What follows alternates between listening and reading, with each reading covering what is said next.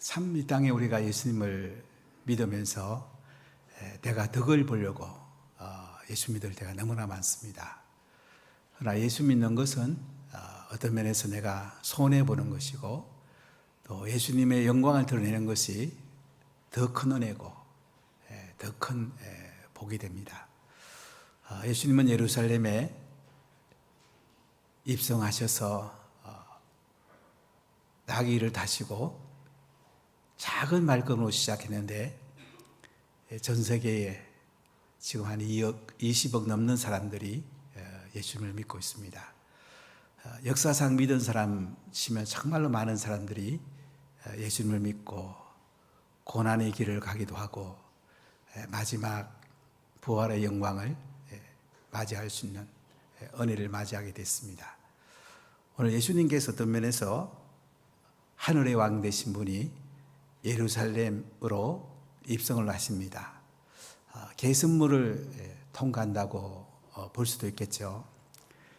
제가 작년 11월 달에 바라시의 아밋과 제자들을 멘토링 해주고 그 다음 피터가 있는 나갈랜드 아쌈에 가서 또 미조람에 가서 제자들을 또 멘토링 해주고 마지막 문바이에 갔습니다. 그랬더니 주울이라는 친구가 제 마음에 굉장히 남는 한마디를 해주더라고요. 목사님, 저는 목사님하고 운하교회가 너무 고마워서 밥 먹을 때마다 목사님하고 운하교회를 기도합니다. 저를 박사학위 받도록 후원해 주셔서 너무 감사합니다. 저 한마디가 정말로 고맙고 여러분들이 성경을 통해서 사람을 키우는 것이 얼마나 소중한가. 결국 우리는 내 자녀를 말씀 맡은 자로 키워내고요, 또 다른 사람들을 말씀 맡은 자로 잘 키워내서 예수님께 가가지고 제가 이 사람을 복음 전했습니다. 제가 이 사람을 예수님의 자로 키워냈습니다. 이거 소개하는 것이 가장 영광스럽고 가장 복된 자리가 되는 것입니다. 오늘 예수님께서는 예루살렘에 입성할 때에 나귀 새끼를 타시지만은 아주 작아 보이지만은 이 작은 발걸음이 전 세계에 퍼져나가게 된 것을 우리가 볼 수가 있습니다. 제가 그 문바이 주를 멘토링 해주고 이 친구가 이제 한번 여기까지 왔는데 한번 가볼 데가 있다고 그래요. 그래 어디 가보면 좋겠냐니까 조지 영국 왕이 문바이에 오셨을 때에 그 땅을 밟으면서 통과한 문, 개선문을 보러 가자고 하더라고요. 한번 보여주실랍니까? 바닷가에 있습니다. 이렇게 개선문. 조지 왕이 배에서 내리자마자 이 개선문을 통과해서 영국의 그 국왕이 이제 인도에 들어가게 됩니다. 이 개선문, 영국으로 봐서는 대단한 문이죠. 지금까지 전 세계에 가장 넓은 영토를 차지한 게 영국입니다. 그 다음에 몽골입니다. 그 다음에 스페인인데요. 이 대단하죠. 대영 제국에 해가 지지 않는 나라였죠. 인도가 560개 정도 나라였는데 인도가 이제 식민 통치하면서 한 나라로 만들게 되고 다양한 종족이 이제 영어를 사용하게 되었습니다.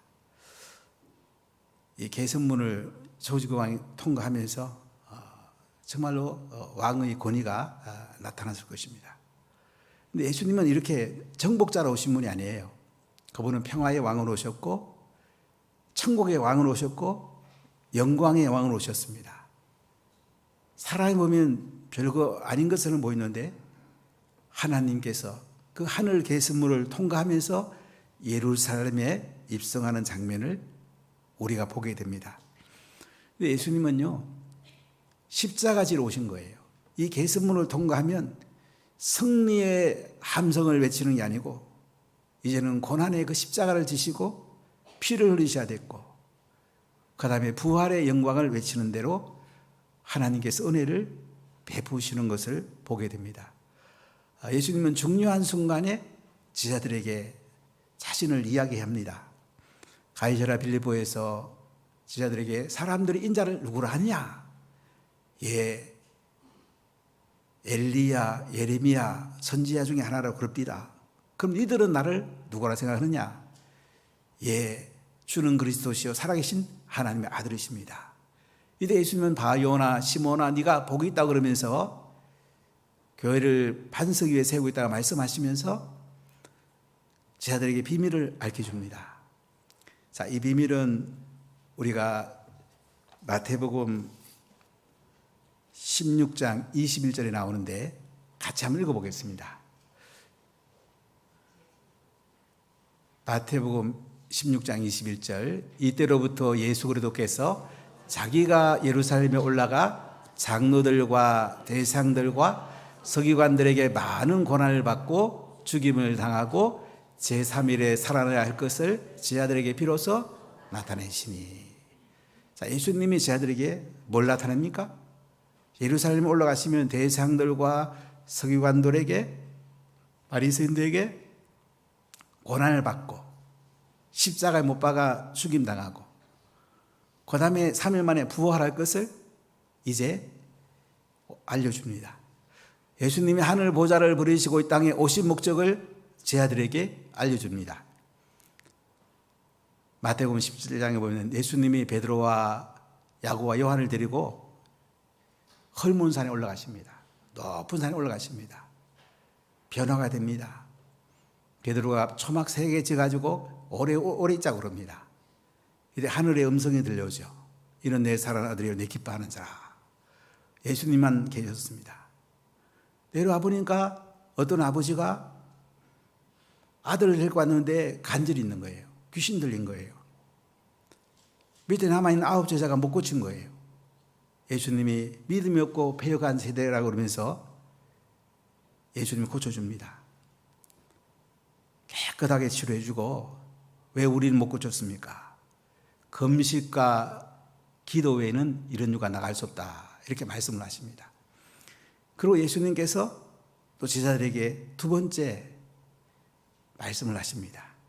자, 우리 마태복음 17장 22절 읽어보겠습니다. 갈릴리에 모일 때에 예수께서 제자들에게 이르시되 인자가 장차 사람들의 손에 넘겨져 죽임을 당하고 제3일에 살아나야 하리라 하시니 제자들이 매우 근심하더라. 예수님이 십자가에 못 박아 죽임 당하고 부활할 것을 두 번째 또 이야기합니다. 이제 예수님은 갈릴리를 지나서 베레아 땅 요단 건너편을 거쳐서 여리를 거쳐서 예루살렘 올라갑니다. 예루살렘에 올라가는 길에 또 예수님이 제자들에게 이렇게 또 이야기합니다. 마태복음 20장 17절 읽어볼까요? 예수께서 예루살렘으로 올라가려 하실 때에 12 제자를 따로 데리시고 길에서 이르시되 보라 우리가 예루살렘으로 올라가노니 인자가 대상들과 서기관들에게 넘겨지매 그들이 죽이기로 결의하고 이방인들에게 넘겨주어 그를 조롱하며 채찍질하며 십자가에 못 박게 할 것이나 제3일에 살아나리라. 이렇게 예수님은요 십자가 지시고 우리 죄를 사하러 오신 분이에요. 구원의 왕, 평화의 왕, 영광의 왕으로 오신 분이에요. 인간적으로는 굉장히 약해 보여요. 더불어 이 당시 이스라엘은 로마의 식민지였기 때문에 이스라엘 백성들이 기다리는 메시아는 로마 압제로부터 해방시켜주는 그런 메시아를 기다렸습니다. 근데 예수님은 그것을 뛰어넘어 죄와 허물로 죽었던 우리들, 땅의 저주와 질병과 마지막 심판받고 지옥 가야 되는 인생들, 하나님과 우리 관계가 분리된 인생들을 구원하시고 하늘의 평화를 주시고 영원히 하나님 나라에서 예수님과 함께 살게 하려는 이 평화의 왕으로 오신 것입니다. 진정한 구원의 왕으로 오신 것입니다. 그래서 오늘 예수님이 예루살렘에 입성을 하면서 평화의 왕이심을 선포하시는 걸 볼 수가 있습니다. 평화의 왕이심을 선포하는 예수님, 오늘 21장 1절 2절 말씀을 읽으면서 같이 나눠보겠습니다. 우리 마태복음 21장 1절 2절입니다. 그들이 예루살렘에 가까이 가서 감난산 벳박에 이르렀을 때에 예수께서 2 제자를 보내시며 이르시되 너희는 맞은편 마을로 가라. 그리하면 곧 메인 나귀와 나귀 새끼가 함께 있는 것을 보리니 부로 내게로 끌고 오라. 자, 예수님이 이제 베다니에서 이틀 밤을 주무십니다. 금요일 베다니면 어떤 생각이 납니까? 죽은 나사로를 살린 곳이요. 가난한 사람이 사는 동네입니다. 한번 그곳에 가봤더니 나사로의 무덤이었던 아주 깊숙한 바위 동굴에 한번 들어가 본 적이 있는데요. 마르다와 마리아와 함께 이 가정이 살았습니다. 예수님 베다니에 이 가정이 머뭅니다. 그리고 금요일 날 주무시고 토요일 날은 이 가정에서 잔치가 벌어집니다. 맛있는 음식을 예수님께 대접하고 이제 마리아가 향유 옥합 300데나리온 때는 옥합을 머리에 깨뜨려 부어가지고 발까지 내려갑니다. 향유 냄새가 온 가정에 진동합니다. 이때 가룟 유다가 아이고 가난한 사람에게 팔아서 줘야지 왜 그것을 허비하냐고 가룟 유다는 그것을 훔치려고 했던 것입니다. 이때 예수님 말씀하시죠. 가난한 사람은 너희들과 항상 함께 있지만은 나는 항상 있는 게 아니다. 이 여인이 내 장례를 미리 준비했다. 참 잘했다. 장례는 향유를 바르거든요. 이렇게 예수님이 칭찬하는 걸 볼 수가 있습니다. 토요일 저녁을 또 이 베다니에서 예수님이 마르다 가정에 주무시고 주일 예루살렘으로 입성하는 장면을 볼 수 있습니다. 이 베다니는 예루살렘에서 한 3km쯤 됩니다. 벳박에는 예루살렘에서 한 1km쯤 됩니다. 지금은 베다니하고 벳박의 사이를 이렇게 이스라엘 사람들이 장벽을 막아놔서 돌아오려고 그러는 베다니는 굉장히 먼데 벳박에는 지금도 예루살렘에 한 1km만 갈 수가 있습니다. 지난번에 제가 봤을 때는 거기에 예수님이 나귀를 타시는 장면을 이렇게 조각으로 만들어 놓은 거 보면서 벳박에서 예수님을 생각해 본 적이 있는데요. 바로 예수님이 예루살렘에 가까이 가서 감람산 벳박에 이르렀다. 벳박이란 말은 무화과의 집이란 말입니다. 아마 그 당시 무화과가 많았던 것 같아요. 무화과 밭이 있었던 곳이고 감람산이란 말은 감람이란 말은 올리브잖아요. 감람산은 큰 봉우리부터 남쪽까지 한 4km쯤 됩니다. 올리브를 많이 심었던 곳입니다. 이 감람산 벳박에 이르렀을 때에 예수님이 두 제자를 보냅니다. 보내가지고 너희는 맞은편 마을로 가라. 가보면 메인 나귀하고 나귀 새끼가 있을 건데 그것을 내게로 끌고 와라. 이렇게 예수님께서 두 제자에게 말씀을 하십니다. 자, 이게 보면 나귀와 나귀 새끼. 아마 예수님의 사랑하는 제자가 가진 거 아니겠나 이렇게 말하는 성경학자도 있습니다. 나귀와 나귀 새끼를 제자들고 준비하라고 그래요. 예수님이 나귀 새끼를 타시려는 거예요. 나귀라는 건 뭡니까? 평화를 상징합니다. 말은 정복자가 타는 그런 개념이 강하다면 나귀는 평화를 상징하고 예수님이 평화의 왕으로 오셨다는 것을 우리에게 말씀해 주고 있습니다. 솔로몬이 기온샘에서 왕으로 등극할 때에 다윗이 타던 나귀를 탑니다. 다윗의 언약을 성취합니다. 예수님께서 나귀를 타심으로 다윗의 언약을 성취하는 것을 볼 수가 있습니다. 하늘의 평화를 가지고 이 땅에 오신다는 겁니다.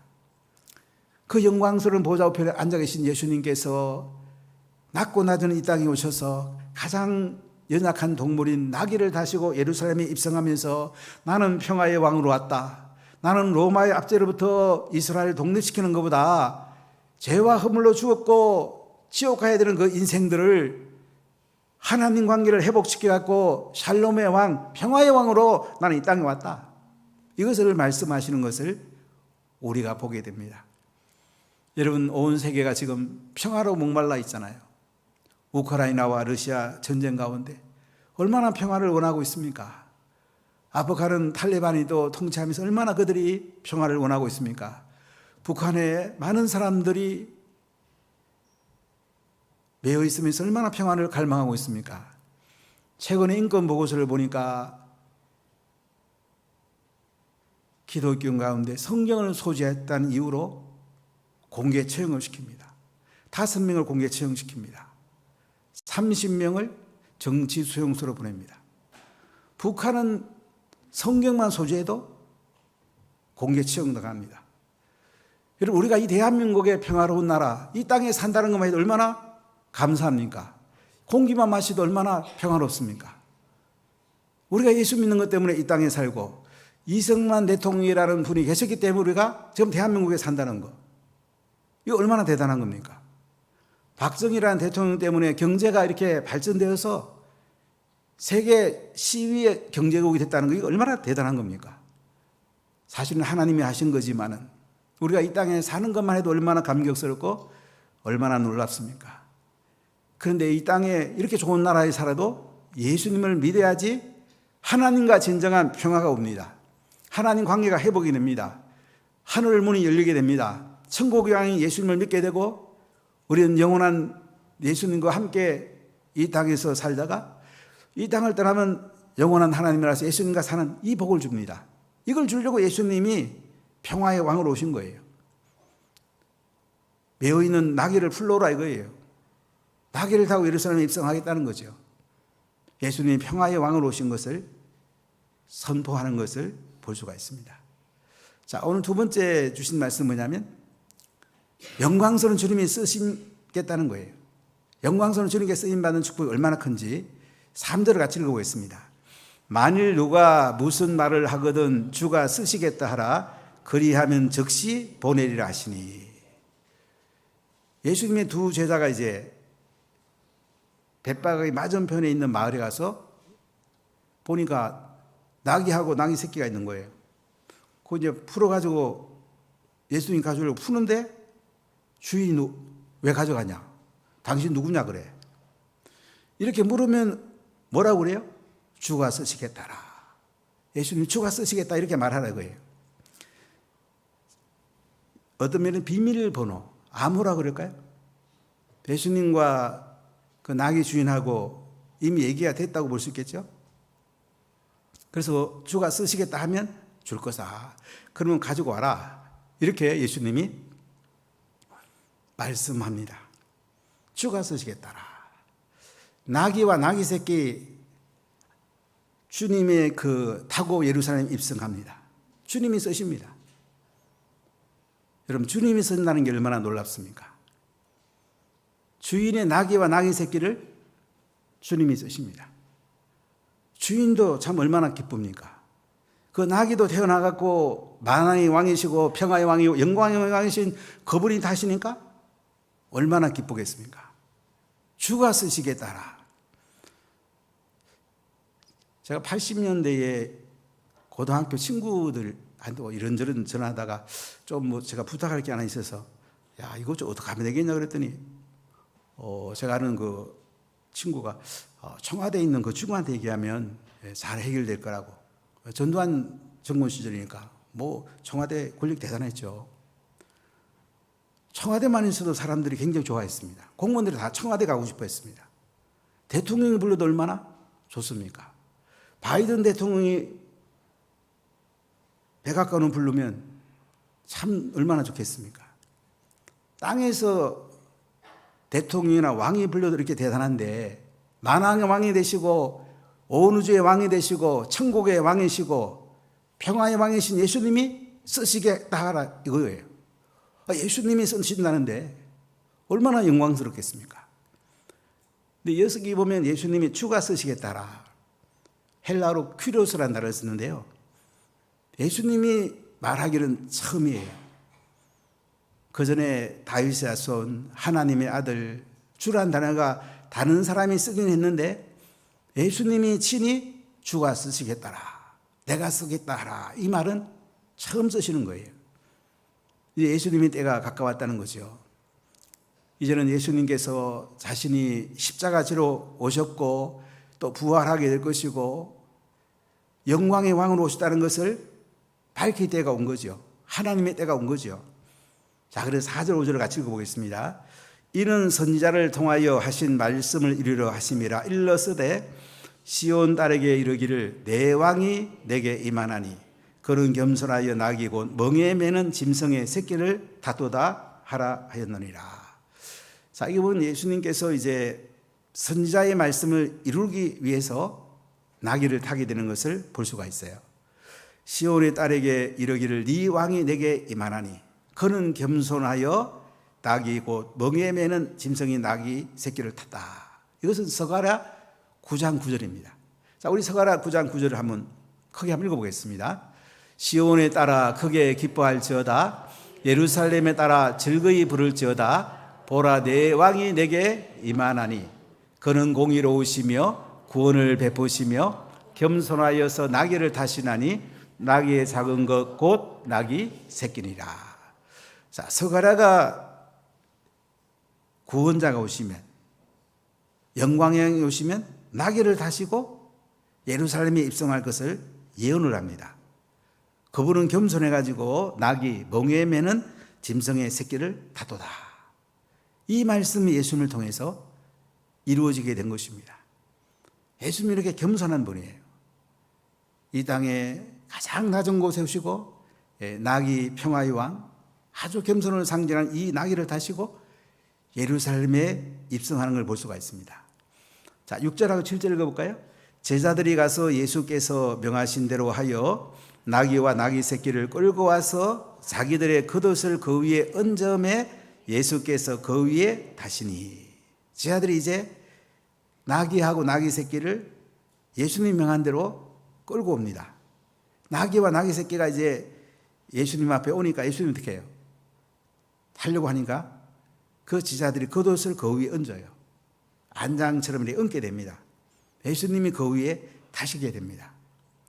자, 예수님은 이렇게 나귀를 타시고 예루살렘에 입성하게 되시는데 바로 이 나귀가 예수님께 쓰임받는 거예요. 또 나귀의 주인도 예수님께 쓰임받죠. 나귀 새끼 직접 예수님 타시니까 쓰임받죠. 또 지하들도 겉옷을 얹으니까 쓰임받는 거예요. 여러분, 예수님께 쓰임받는 게 이렇게 중요한 겁니다. 우리가 이 땅에 예수님이 원하는가 하면 예수님께 쓰임받는 거예요. 오늘도 길거리 전도하게 되는데 길거리 전도하면서 예수님 알리는 거, 예수님 얼마나 기뻐하겠습니까? 열린셀 행복축제를 통해서 한 영혼 한 영혼 우리가 올 곳을 놓고 기도하고 만나고 섬기고 열린셀로 행복축제로 알박을 초대할 얼마나 주님이 기뻐하시겠습니까? 이 주님께 쓰임받는 거예요. 교회 식당 봉사하면서 주차 안내하면서 사장대하면서 교회 학교도 교사하면서 미디어 하면 다 쓰임받는 거예요. 예배 안내하면 뭐든 하나 휴지도 하나 줘도 예수님께 쓰임받는 거예요. 화장실에서 더러운 거 그 먼지 하나 닦아도 예수님께 쓰임받는 거예요. 고운 말 하는 것도 예수님께 쓰임받는 거야. 덕 있는 말 하는 것 자체가 예수님께 쓰임받는 거야. 예수님께 쓰임받는 거 얼마나 귀합니까? 우리가 예수님께 쓰임받아야 되겠습니까? 모든 게 하나님께 상이 됩니다. 물 한 그릇 떠줘도 하늘의 상을 잃지 않는다고 그랬거든요. 여러분, 예수님께 쓰임받기를 축복합니다. 특별히 영혼을 구원하고 천국 복음을 전하고 지하 3대 쓰임받기를 축복합니다. 세 번째, 호산나 다윗의 자손께 드리는 찬송을 한번 봅시다. 자, 오늘 8절 말씀 9절까지 같이 한번 읽어보겠습니다. 무리의 대다수는 그들의 겉옷을 길에 펴고 다른 이들은 나뭇가지를 베어 길에 펴고 앞에서 가고 뒤에서 따르는 무리가 소리 높여 이르되 호산나 다윗의 자손이여 찬송하려다. 주의 이름으로 오시는 이여 가장 높은 곳에서 호산나 하더라. 우리 호산나 찬양대 대원들은 호산나 뜻을 아십니까? 뜻은 잘 아세요? 잘 알고 있어요? 예, 감사합니다. 오늘 무리 대다수는 그들의 겉옷을 또 길에 펴니다. 그리고 나뭇가지를 또 길에 베가지고 펴니다. 어떤 분이 레드카펫을 깔았다고 그럴까요? 제가 작년 부산국제영화제 제가 기독교 대표로 좀 오라고 그래서 갔더니 상당히 한번 볼만하더라고요. 레드카펫에 쫙 지나가는 장면. 한번 몇 개 한번 보여주실래요? 이 사람 누군가 알죠? 이 사람들이 제일 잘 보이더라고요. 이영애인가 이 배우. 한번 보여주세요. 이 친구는 잘 모르는데 하여간 폼이 멋있죠? 예, 이영애가 보통 상조론 같은 게 있는데요. 저는 그 레드카페를 지나가는 그걸 보면서 참 우리 영광스러운 예수님이 지금 겉옷을 펴고 나뭇가지를 편 그것을 지나가는 거예요. 이 중에 이제 종려나무 가지, 대추나무 가지도 많이 깔리고 또 많은 사람이 손에 손을 들고 예수님을 환영합니다. 그래서 종려주의라고 그래요. 종려가지를 들고 예수님을 환영했다고. 예루살렘에 있는 사람들은 주로 앞에서 서고요. 뒤에서 갈릴리나 여러 지역에서 온 사람들이 따르고 있습니다. 이 당시 예루살렘 한 10만 명 정도 살았고요. 디아스포라나 다른 데서 온 사람 같이 합치면 보통 100만이 됐다고 그래요. 6월절에. 그들이 뭐라고 외칩니까? 호산나 다윗의 자손이여 찬송하리로다. 주의 이름으로 오시는 이여 가장 높은 곳에서 호산나더라. 호산나란 말은 시편 118편 25절 26절에 나오는 말씀을 인용한 건데요. 같이 한번 읽어보겠습니다. 여호와여 구하옵나니 이제 구원하옵소서. 여호와여 우리가 구하옵나니 이제 형통하게 하옵소서. 여호와의 이름으로 오시는 자가 복이 있으며 우리가 여호와의 집에서 너희를 축복하였도다. 자, 호산나라는 말이 어떤 뜻이라고요? 이제 구원하옵소서. 정확하게 말하면 이제 구원하옵소서. 지금 구원하옵소서. 당장 빨리 구원해 주세요. 이게 호산나라는 뜻이에요. 히브리어 말하면 호시아나라는 단어를 썼는데요. 아람어의 어원을 가지고 있습니다. 호산나 다윗의 자손이여 찬송하리로다. 주의 이름으로 오시는 이여 가장 높은 곳에서 호산나 하더라. 처음에도 호산나가 나오고 끝문장에도 보면 호산나가 나오죠. 예수님, 다윗 자손 예수님, 메시아 빨리 구원해 주세요. 지금 구원해 주세요. 찬송합니다. 지금 구원자로 오신 주님을 찬양합니다. 지금 구원해 주세요. 지금 구원해 달랍니다. 호산 사역들은 전도 잘 하시죠? 지금 구원해 달라니까. 오늘 길거리 전도 호산 사역에 다 나갑니다. 호산남이 나가세요. 지금 구원해 달라. 모든 성도 나가세요. 1시에 출발하면 되니까. 예수님의 이 장면 참 놀랍죠? 예수님이 나귀를 타시고 이제 겉옷과 나무가지가 깔린 레드카페를 지나가는데 앞에서 뒤에서 손에 종려가지를 들고 호산나 다윗의 자손이여 찬송하리로다. 주의 이름으로 오시는 이여 가장 높은 곳에서 호산나더라. 주님을 찬양하고 주님께 영광 돌리고 주님을 높이는 예루살렘에 영광스럽게 입성하시는 예수님의 모습을 볼 수 있습니다. 평화의 왕이시고 천국의 왕이시고 만왕의 왕이시고 구원의 왕이신 예수님께서 바로 호산나 다윗의 자손 찬송을 받으시면서 예루살렘에 영광스럽게 입성하고 계십니다. 이 날이 주일날입니다. 그리고 이제 월요일부터 고난 주간이 시작이 되고 금요일날 십자가에 못 박혀 돌아가시게 되고 주일 새벽에 부활하시게 됩니다. 그분은 하늘의 왕이셨습니다. 땅의 평화를 가지고 오셨습니다. 죄를 사하러 오셨습니다. 저주를 물리쳐 주러 오셨습니다. 사단을 물리쳐 주러 오셨습니다. 하늘나라의 왕국을 세우러 오셨습니다.